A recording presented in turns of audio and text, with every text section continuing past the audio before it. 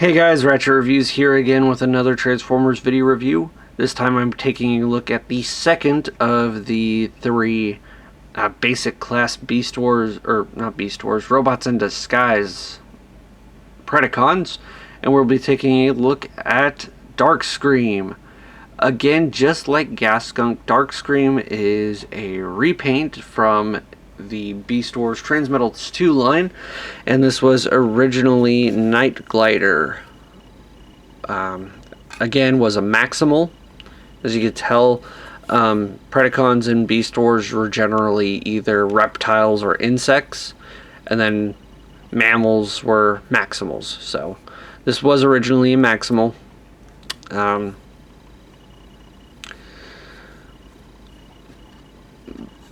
But overall, as a Darkscream, this figure does have just a really nice color to it. I do like the teal and the...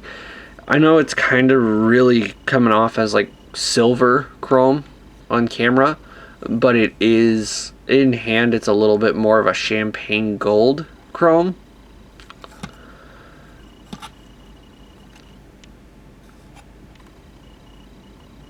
Which doesn't look too bad in hand, and actually is really durable. Out of the three Predacons, I think Darkscream is the best condition one I have. Gasskunk seems to have a lot of paint chipping going on. There's a bunch of yellow paint on dark colored plastic, so that doesn't really bode well. And just like Gasskunk, Darkscream does have a lot of silver paint going on to add to some detail.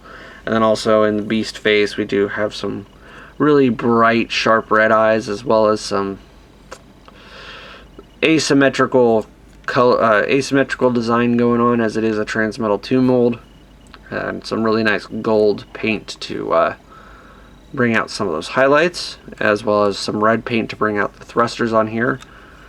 And articulation for this figure is a little weird. We do have the tail that can lift up and down, but also due to the fact that he is a flying squirrel, and the way the flying squirrels kind of get their design, their signature look, is from these flaps. They're basically skin flaps that extend from their front claws to their feet. And while Darkscream does have articulation through there, essentially that would mean that the function of the glider, the flying squirrel, kind of gets broken. We do have a ball joint here in the arm, as well as here as well. And then for the leg, it does kind of bend around like that. Not going to break the articulation too much here. Size comparison, again, just like in the Car Brothers, I'm going to wait until all three of them are getting reviewed before I show off what all three of them would look like together. But in the meantime, I can go ahead and show them off next to Deluxe Car Brother in vehicle mode. And again, just like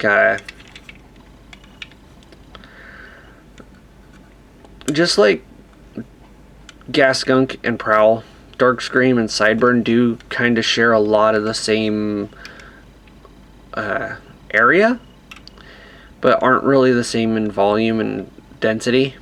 Sideburn is a lot heavier of a figure. There's a lot more going on in him. This is a lot more simpler, but it does take up a lot of the same space.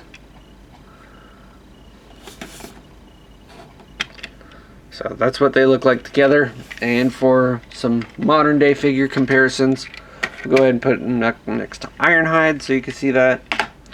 Yeah, just like I mentioned before, he does take up about the same space as a Deluxe. But when it comes to engineering, and just due to the fact that, like Gasskunk, the Night Glider release of Darkscream was only released a couple years prior as a basic class figure in the Beast Wars toy line. So if Hasbro were to release this again as a deluxe figure, I think they would have gotten some negative criticism.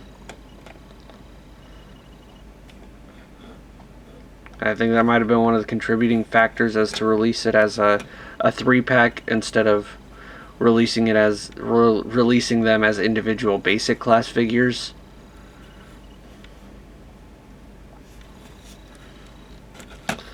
And then just to show off the robot mode comparison with Siege Optimus, we'll go ahead and do that. So you can see, does again.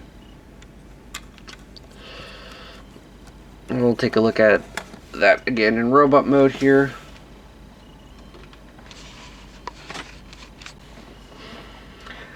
Alright, so now on to the transformation. So what we're going to go ahead and do to start off is we'll take the front claws, and at this ball joint we're going to rotate them forward like so,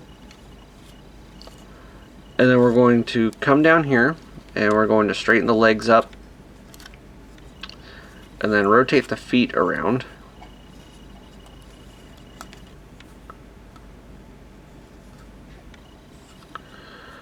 Then we're going to go ahead and fold the robot mode head up first, and then take this entire section and fold that up, but also fold this section here all the way up. And then as we're finishing folding this stuff up and get the arms out of the way, take the tail here and fold that up along the back, and get the arms down to the side, and then rotate the head around.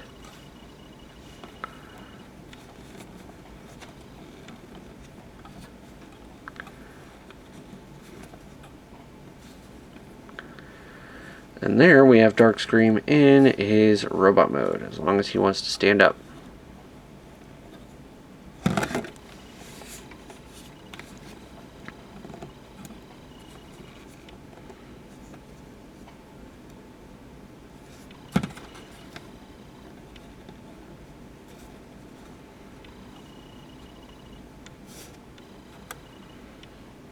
There we go.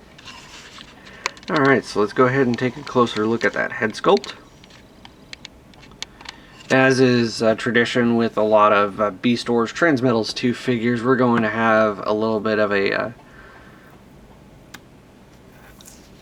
asymmetric design, and this one definitely shows it. He does have an eye bigger than the other, but we do have some really nice paint going on. This metallic purple here for the top of the head as well as the face, and then some really bright red for the eyes. We do also have some extra detail in the waist and the chest, surrounding some more of that metallic purple and some silver paint here, and the spark crystal for the Predacon.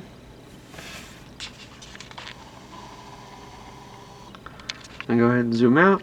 So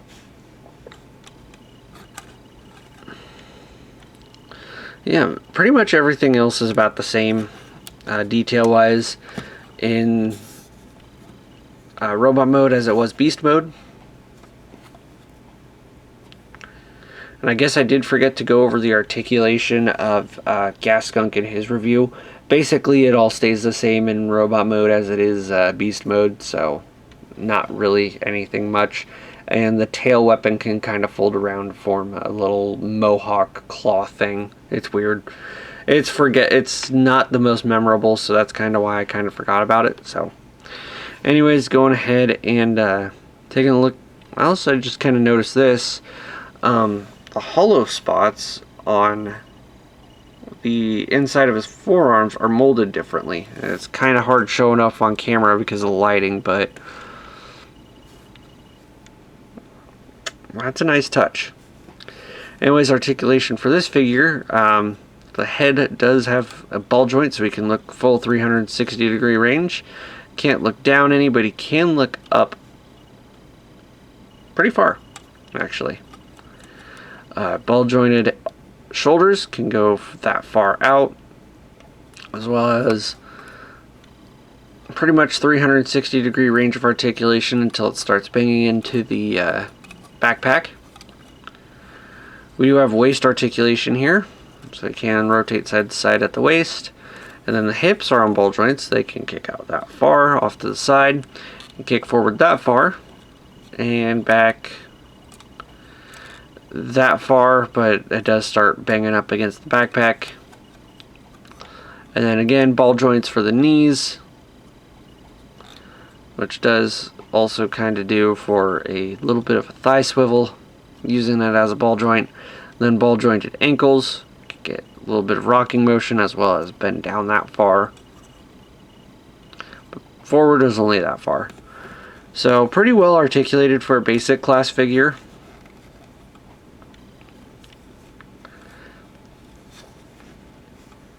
And pretty well detailed. Now, other features he does have, if you didn't notice already, it is a little bit odd that the end of his tail is just gray plastic instead of the chromed plastic, but that's also because this becomes a sword that he can wield in his hand. Just plug it in there. So he does actually have a removable weapon that has some pretty efficient storage in beast mode, and in fact it does look a little incomplete without it in beast mode.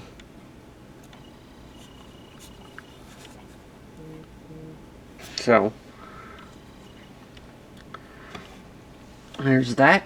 Now go ahead and get them up side by side next to the Car Brother again, so we can see a comparison on how much bigger the Car Brothers are compared to the basic class Predacons. And again, this is another reason why I feel like they should have actually been released as basic class instead of deluxe class, even though they take up about the same space in vehicle or in beast mode as a Car Brother does in vehicle mode.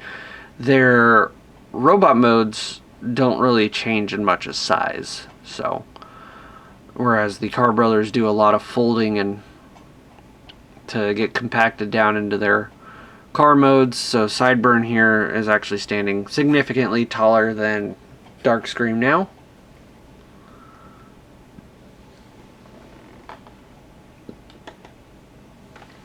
And then again, showing off a modern day figure, here we have with the Siege Prowl. And this is about halfway up his torso. And lastly, Siege Prime. For that size comparison, and just about the same size as Darkscream, comes up to his waist. Actually a little bit shorter than his waist if you do the head height. Comes about right here, but then if with the backpack, he does come about there.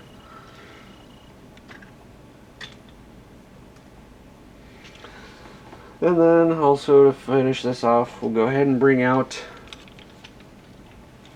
the big bad.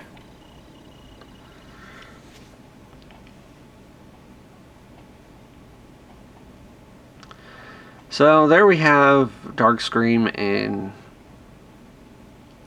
just like Gaskunk, not the most significant figure on his own. Definitely, if you're looking to buy or to complete a Robots in Disguise collection, I would search for trying to get all three of them in one bundle. But unless you absolutely cannot find them bundled together, then that's the only reason why I would say to pick them up individually. Either that, or if you're looking to get the Japanese releases versus the American releases, because the Japanese ones were released individually as basic class instead of combined together in a Mega Class 3-pack.